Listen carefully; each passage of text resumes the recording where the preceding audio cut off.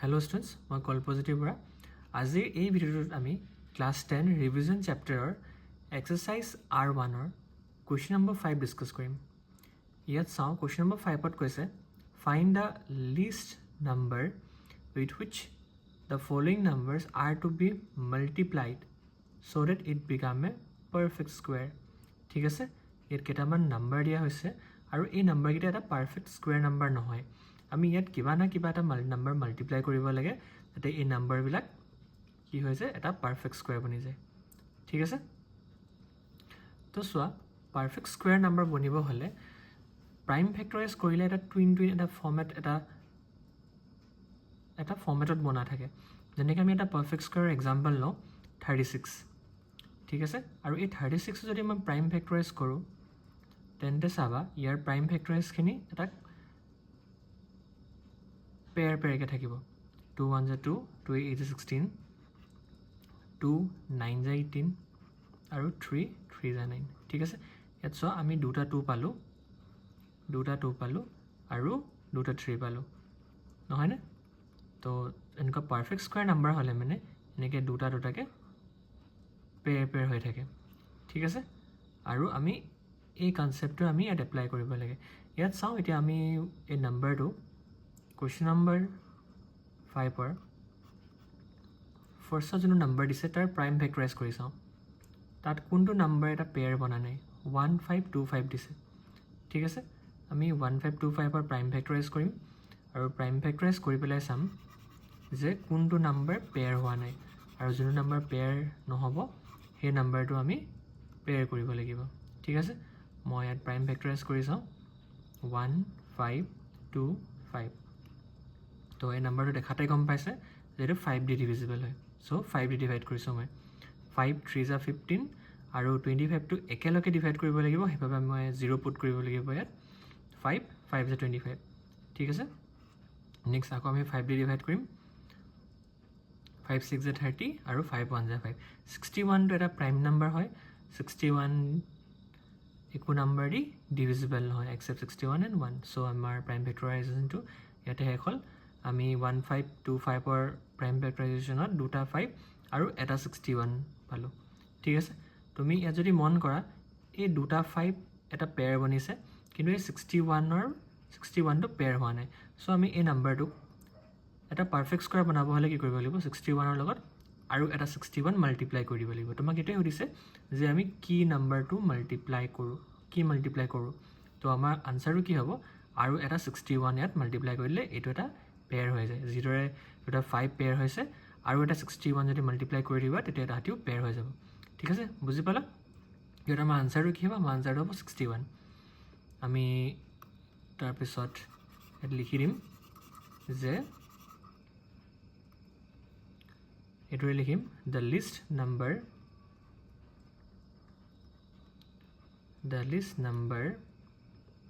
with which 1525 must be multiplied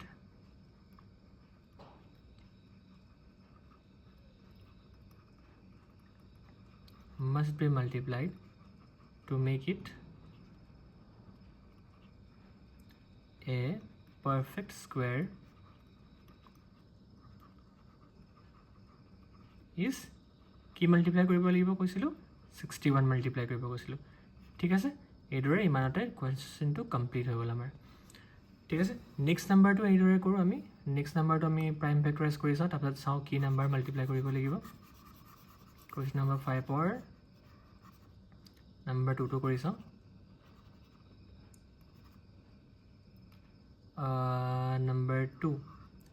number দিছে আমাক 1008। 1008।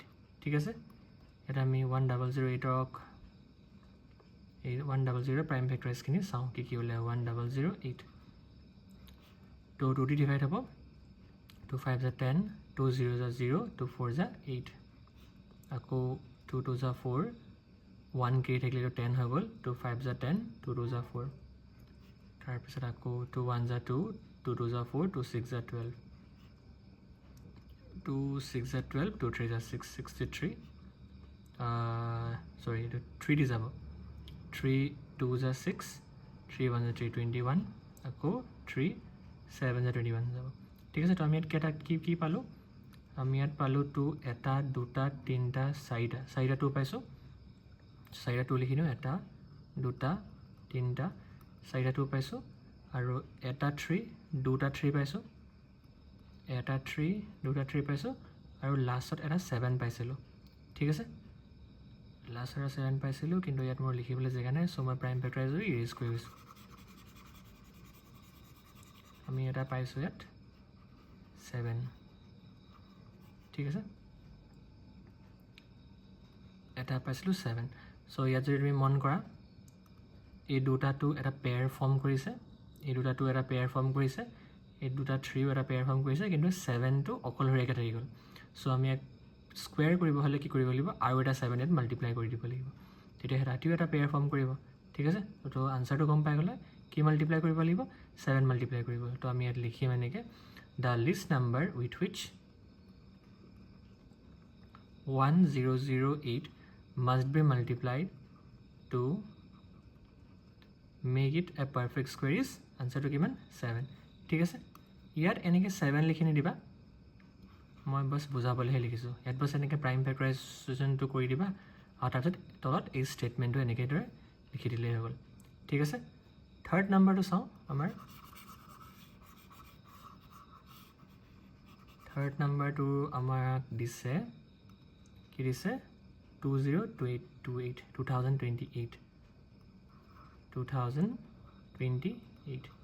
ঠিক আছে ইয়াক প্ৰাইম ফেক্টৰাইজ কৰি চাওঁ 2028 প্ৰাইম ফেক্টৰাইজ কৰি চাওঁ কিমান হ'লে 2 1 যা 2 0 2 1 যা 2 2 4 যা 8 2 5 যা 10 দুটা নাম্বাৰ ল'লে 0 দিব লাগে 2 7 যা 14 507 তাৰপিছত এইটো 2 দিটো নাযায় তো এইটো 3 যাব 3 1 যা 3 এফালে 20 হৈ গ'ল 3 6 যা 18 এফালে 27 হৈ গ'ল 3 9 যা 27 আৰু 169 তোমাৰ 13 যা 169 হয় ঠিক আছে চ' ইয়াত মই কি পালোঁ ইয়াত মই পালোঁ দুটা 2 লিখি লওঁ দুটা 2 পালোঁ বুলি তাৰপাছত মই পালোঁ এটা 3 আৰু কি পালোঁ দুটা 13 চ' ইয়াত তোমালোকে দেখা পাইছে চাগে এই দুটা 2 এটা পেয়াৰ ফৰ্ম কৰিছে এই দুটা 13 এটা পেয়াৰ ফৰ্ম কৰিছে চ' কোন অকলশৰীয়াকৈ থাকি গ'ল এই 3টো থাকি গ'ল তো আমাৰ আনচাৰ কি হ'ব আমাৰ আনচাৰ হ'ব 3 ঠিক আছে the least number with which নাম্বাৰটো লিখি দিবা ইয়াত এনেকৈ 2028 must be multiplied to make it a perfect square is কিমান আনচাৰটো 3 ঠিক আছে তাৰপিছত আৰু এটা আছে এইটো কৰিলোঁ আমি পটাপট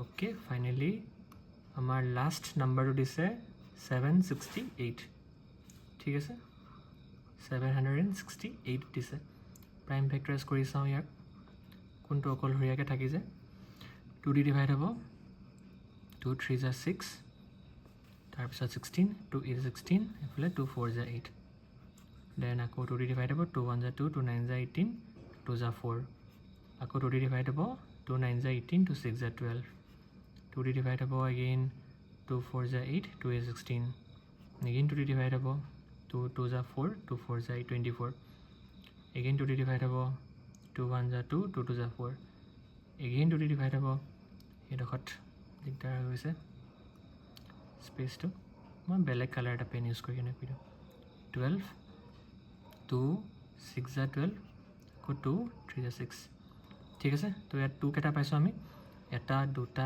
তিনিটা চাৰিটা পাঁচটা ছটা সাতটা আঠটাটো আমি 8টাটো পাইছোঁ আমি এটা দুটা 3 4 5 6 7 8টাটো পাইছোঁ চৰি 3 লিখি দিলোঁ এইখিনি মই 2হে পাইছিলোঁ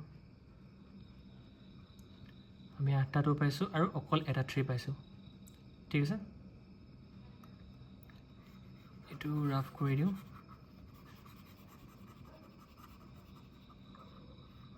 এটা 3 পাইছোঁ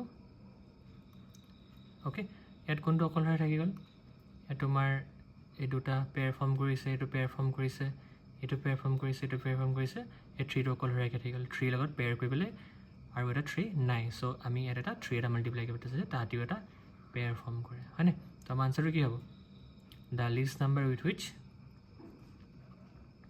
768 must be multiplied to make it a perfect square is কি হ'ব আনচাৰটো আমাৰ 3 ঠিক আছে আমাক 3 এটা মাল্টিপ্লাই কৰি দিলে এই নাম্বাৰটো এটা পাৰফেক্ট স্কোৱাৰ হৈ যাব তো আই হোপ এই কুৱেশ্যনটো কেনেকৈ ছল্ভ কৰিব লাগিব বুজি পালা ইয়াৰ নেক্সট কুৱেশ্যনটো ছেইম আমি নেক্সট কুৱেশ্যনটো ইয়াৰ নেক্সটটো ভিডিঅ'ত কৰিম ঠিক আছে আই হোপ এইটো বুজি পালে একেবাৰে ইজি কুৱেশ্যন আছিলে চ' ভিডিঅ'টো শেষলৈকে চোৱাৰ বাবে থেংক ইউ যদি তোমালোকে এই কুৱেশ্যনটো ভালদৰে বুজি পাইছা তেন্তে লাইক শ্বেয়াৰ আৰু ছাবস্ক্ৰাইব কৰিব নাপাহৰিবা ঠিক আছে নেক্সট ভিডিঅ'ত লগ পাই আছোঁ বাই বাই